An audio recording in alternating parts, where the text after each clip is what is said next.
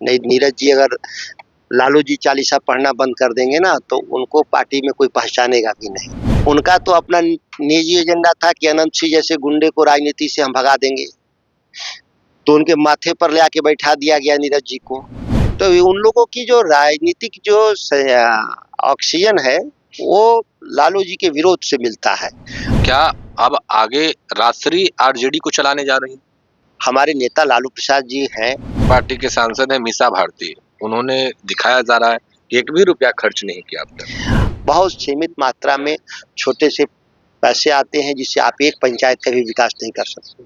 नमस्कार, आप देख रहे हैं फर्स्ट न्यूज़ झारखंड। मैं आपके साथ प्रिमियर लालू प्रसाद यादव के साथ उनके परिवार के कई सदस्यों पर जो कोर्ट ने फैसला सुनाया उसके बाद अब जेडीयू के नेता कह रहे हैं कि उनको इस्तीफा देना चाहिए। लालू यादव को राष्ट्रीय अध्यक्ष पद से इस्तीफा दे, राबड़ी दे विधानसभा के परिषद के सदस्य वहां से इस्तीफा दे और तेजस्वी यादव विधानसभा से इस्तीफा दे। सुधाकर सिंह हमारे साथ है। क्या कहिएगा, आपके पार्टी के नेताओं को इस्तीफा देने की बात कर रहे हैं? नीरज कुमार बोल रहे हैं भाई। नीरज जी सुबह से जगते शाम तक वो लालू जी चालीसा में व्यस्त रहते हैं और इसी के लिए उनकी ड्यूटी भी लगाई गई है। नहीं, नीरज जी अगर लालू जी चालीसा पढ़ना बंद कर देंगे ना तो उनको पार्टी में कोई पहचानेगा भी नहीं। उनका तो अपना निजी एजेंडा था कि अनंत सिंह जैसे गुंडे को राजनीति से हम भगा देंगे, तो उनके माथे पर ले आके बैठा दिया गया नीरज जी को। फिर भी नीरज जी तो वहीं पर बैठे हुए, इस्तीफा तो नहीं दे रहे हैं। तो इस तरह के जो गैर जिम्मेदाराना बयान देने वाले लोग दिन भर घूमते रहते हैं, इससे राष्ट्रीय जनता दल पे कोई प्रभाव नहीं पड़ता। नहीं, कोर्ट 2 बार माननीय वही न्यायालय, वही तो आश्चर्य है ना। ये तो उनकी पुलिस है, उनका डंडा है, जब चाहे पुलिस का डंडा घुमा दें किसी पर। जब लैंड फॉर जब स्कैम में 2 बार ये लोग कोर्ट गए, 2 बार एक्विटल हुए लालू जी का परिवार, ये तीसरी बार फिर आप चले गए, ये भी खत्म हो जाएगा तो चौथी बार फिर जाएंगे। तो उन लोगों की जो राजनीतिक जो ऑक्सीजन है वो लालू जी के विरोध से मिलता है। वो जानते हैं कि लालू जी का विरोध करते रहेंगे तो हम लोग को कुछ लोग बिहार में जानेंगे, और नहीं लालू जी का विरोध करेंगे तो खत्म हो जाएंगे। तो अपने राजनीतिक एजेंडे के तहत इस तरह के आरोप लगाते रहते हैं और बहस करते रहते हैं। नहीं, पर कह रहे हैं कि जब लालू यादव जेल गए तो राबड़ी देवी को उन्होंने बैठा दिया जिनको सिग्नेचर नहीं करने आता था। अब तेजस्वी जेल जाएंगे तो राजश्री को बैठा देंगे भाई। सवाल यह पैदा होता है कि राबड़ी जी 7 साल बिहार के मुख्यमंत्री थी, उनके राज में एक भी कोई भी स्कैम हुआ? जबकि यही नीतीश कुमार के 20 साल के राज में 100 स्कैम हुए, सृजन कांड हुए, मुजफ्फरपुर का बालिका कांड हुआ, अगवानी पुल 1700 करोड़ का 2-2 बार गिर गया। इस तरह के तमाम भ्रष्टाचार, एसीडीसी का आज भी मामला 1,12,000 करोड़ का पेंडिंग है कोर्ट में, सीएजी के पास पेंडिंग है। तो ये भ्रष्टाचार की जो गंगोत्री इनके यहाँ से निकली है, भाजपा और आरएसएस के यहाँ से, उसकी चर्चा न मीडिया करना चाहती है, वो क्यों करेंगे? राबड़ी देवी जी का कार्यकाल का कोई एक आरोप तो दिखाए। कितने सक्षम तरीके से बिहार को उन्होंने चलाया, उसका उदाहरण है कि बिहार पहली बार डेफिसिट स्टेट था, बजट में डेफिसिट, रेवेन्यू डेफिसिट स्टेट था, उन्होंने सरप्लस रेवेन्यू जनरेट किया बिहार के लिए। गवर्नेंस के लिए उनको राष्ट्रीय पुरस्कार मिला फाइनेंस डिपार्टमेंट के द्वारा। उनकी लड़ाई से फ्रेट इक्वलाइजेशन की जो पॉलिसी थी, जो मिनरल बेस्ड स्टेट थे, जो उनके खिलाफ एक नीति बना था फ्रेट इक्वलाइजेशन पॉलिसी, उनके नेतृत्व में लड़ा गया और फ्रेट इक्वलाइजेशन पॉलिसी खत्म किया गया देश में। पिछड़े राज्यों को उससे मदद मिला। उनके नेतृत्व में विशेष राज्य के दर्जे का संघर्ष हुआ। नीतीश कुमार भी उस डेलीगेशन में गए थे राबड़ी जी के साथ। ये तमाम बड़े लड़ाइयां राबड़ी जी के नेतृत्व में बिहार के परिवर्तन के लिए लड़ी गई।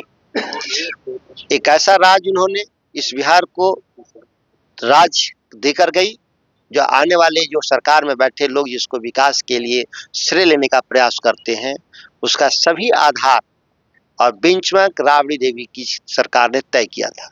सुधाकर जी, हमारा सवाल था कि क्या अब आगे राजश्री आरजेडी को चलाने जा रही हैं? काल्पनिक सवालों का जवाब आज कैसे दिया जा सकता है?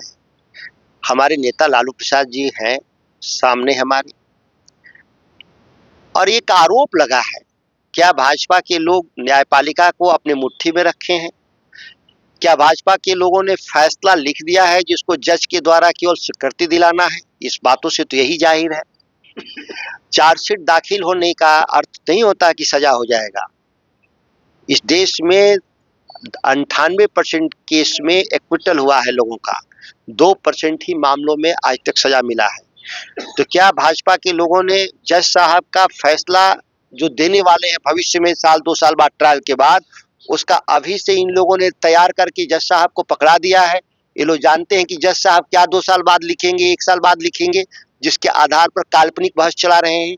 तो इस तरह के काल्पनिक बहसों का कोई जवाब नहीं होता। अच्छा, आप सांसद हैं और भी बिहार के सांसद हैं, पर जो फंड दिया गया उसमें आपने सबसे ज्यादा पैसा खर्च किया, इसको लेकर भी चर्चाएं हो रही हैं और आप ही के पार्टी के जो सांसद हैं उन्होंने कुछ नहीं खर्च किया। देखिए, बिहार इतना कमजोर और गरीब राज्य है कि एक छोटे से पैसे के खर्च पर बहस चल रहा है। मोदी जी का राज होता तो 2 लाख करोड़ रुपए की योजना चली जाएगी, कोई चर्चा नहीं होगा। यहाँ 2 साल में 12 करोड़ रुपए मैंने खर्च किया, उस पर भी मेरे लिए वाहवाही है। सवाल ये है कि ये कुछ नहीं है, इससे तो एक पंचायत का भी विकास नहीं होगा। जो इस देश के भीतर जो केंद्रीय संसाधन है वो किस तरह से अमीर राज्यों के पक्ष में, गुजरात और महाराष्ट्र के पक्ष में खर्च हो रहे हैं, वो हमारे लिए विमर्श का विषय है। नहीं, आप ही के पार्टी के सांसद हैं मीसा भारती, उन्होंने दिखाया जा रहा है कि 1 भी रुपया खर्च नहीं किया अब तक। निश्चित तौर पे उनके क्षेत्र में काम हो रहे होंगे सरकार के द्वारा भी, क्योंकि वो शहर के काफी पटना शहर के करीब है, तो जो जरूरत होगा उसके हिसाब से वो खर्च करेंगी समय आने पर।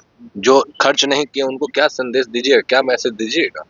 देखिए, संदेश तो हमको सरकार को देना है कि भाई सरकार हमारे अधिकार क्षेत्र को बढ़ाए, कि ग्रामीण क्षेत्रों में हम स्कूल बनवा सकें, ग्रामीण क्षेत्रों में स्वास्थ्य केंद्रों का निर्माण कर सकें, आंगनबाड़ी केंद्रों का निर्माण कर सकें, और हमारे रिकमेंडेशन से ग्रामीण क्षेत्रों में नौजवानों को खेलने के लिए स्टेडियम बन सके, लाइब्रेरी पढ़ने के लिए बन सके।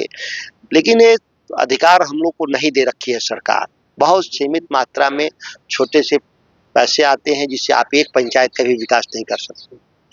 चलिए, हमारे साथ सुधाकर सिंह थे, क्या कुछ जानकारी दी है, वो तमाम बयान हमने आपको सुनवाया। फिलहाल के लिए इतना ही, बने रहे फर्स्ट झारखंड के साथ। धन्यवाद। घुटने का दर्द जिंदगी रोक देता है, लेकिन जीवन दान हेल्थ पटना में doctor Ashwini Gaurav, head of orthopaedic and joint replacement, हजारों मरीजों को फिर से चलने की ताकत दे चुके हैं। ये बदलाव सिर्फ सर्जरी से नहीं आते, ये भरोसे, सही देखभाल और सही समय पर लिए गए फैसलों से आते हैं। 24/7 emergency, ultra modern OT, 3D cath lab, MRI, CT scan, सब एक ही छत के नीचे। जीवन दान हेल्थ, जहाँ कदम फिर से बढ़ते हैं।